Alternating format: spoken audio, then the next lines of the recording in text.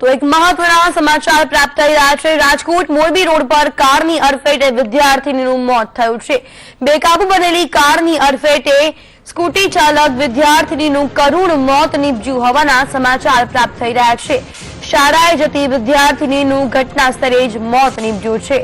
આપને જણાવી દઈએ કે કાગદડી પાસે અકસ્માત બાદ કાર પલટી મારી ગઈ હતી અને અકસ્માત સર્જી કાર ચાલક ઘટના સ્થળેથી ફરાર થઈ ગયો હતો। આ અકસ્માતમાં એક વિદ્યાર્થીનીનું કરુણ મોત નીપજ્યું છે। આ દ્રશ્યોમાં આપ જોઈ શકો છો કે જે રીતે કાર ચાલકે અકસ્માત સર્જ્યો હતો ત્યારબાદ તે ફરાર થઈ ગયો હતો। આ વિશે વધુ માહિતી આપવા માટે જોડાઈ ગયા છે સંવાદદાતા રહીમ લાખાણી।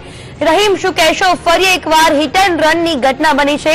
કાર ચાલક અકસ્માત કરીને ફરાર થઈ ગયો છે, જેમાં વિદ્યાર્થીનીનું મોત નીપજ્યું છે। આ ઘટના કેવી રીતે બની હતી?